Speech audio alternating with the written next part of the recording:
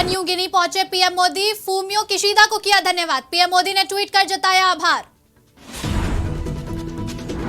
नीतीश केजरीवाल की मुलाकात पर बीजेपी नेताओं ने जमकर साधा निशाना, केजरीवाल पर हंसते नजर आए रमेश बिधूड़ी। मणिपुर के मुख्यमंत्री ने दिया बयान, कहा हमारा मिशन सामान्य स्थिति बहाल करना है। 3 मई को भड़की थी हिंसा।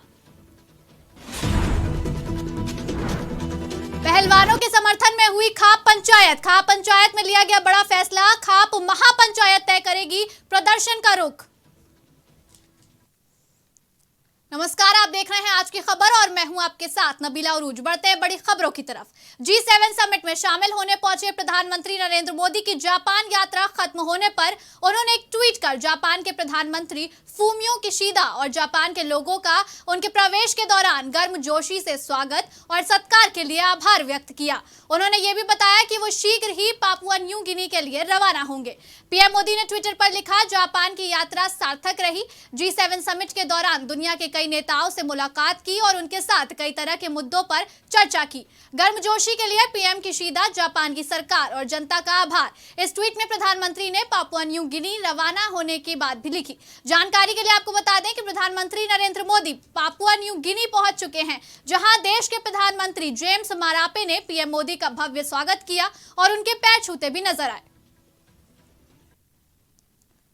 बिहार के मुख्यमंत्री नीतीश कुमार ने रविवार को आम आदमी पार्टी के राष्ट्रीय संयोजक और दिल्ली के मुख्यमंत्री अरविंद केजरीवाल से मुलाकात की, जिसके बाद दिल्ली के भाजपा नेताओं ने केजरीवाल पर जमकर निशाना साधा।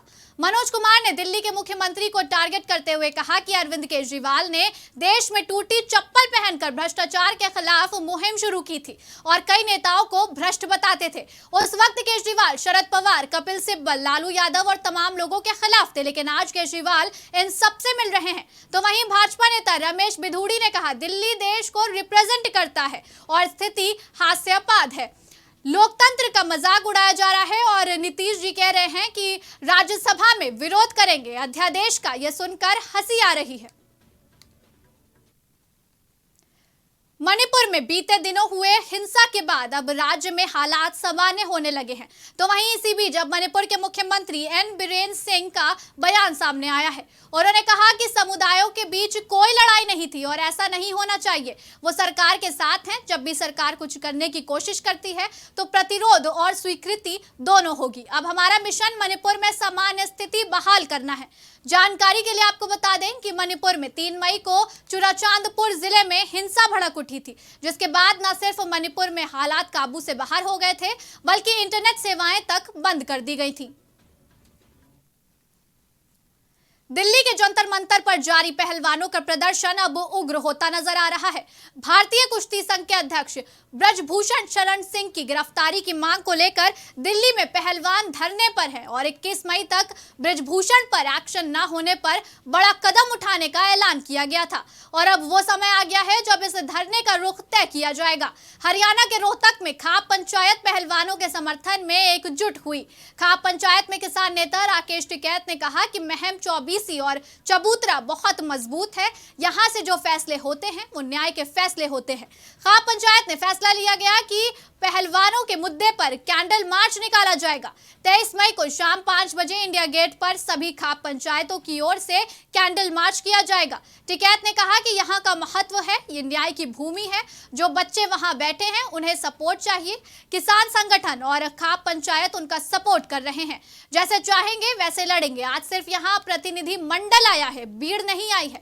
उन्होंने कहा कि हम बच्चों के साथ हैं, गांव से लोग जाते रहेंगे, उनकी दिक्कतों पर मदद करते रहें। यह आंदोलन लंबा चलेगा। आप पर एलिगेशन लगेंगे, हरियाणा के बच्चे ज्यादा हैं, यूपी के कम हैं।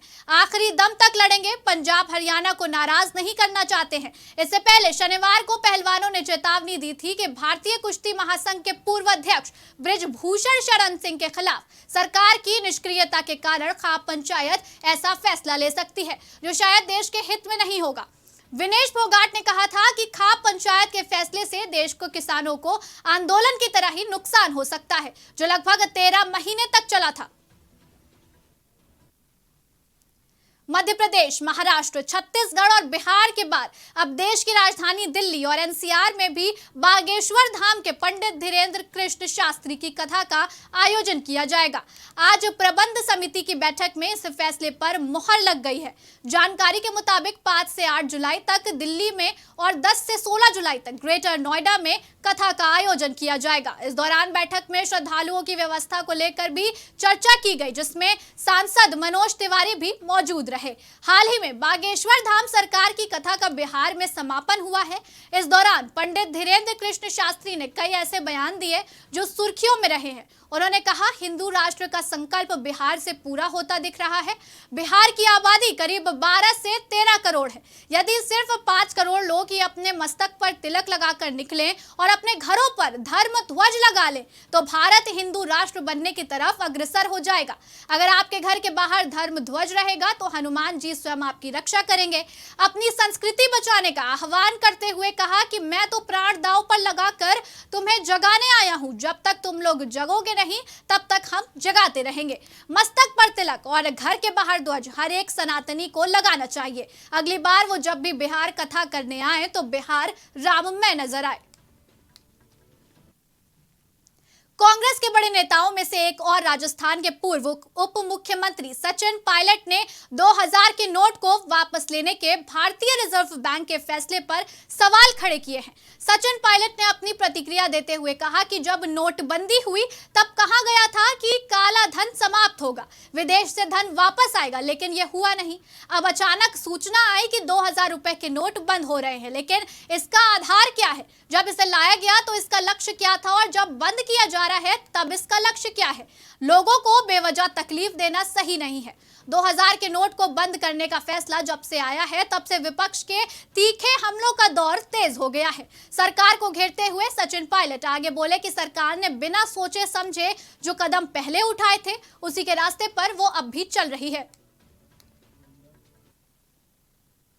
फिलहाल देश और दुनिया की बड़ी खबरों में इतना ही। बने रहिए आज की खबर के साथ।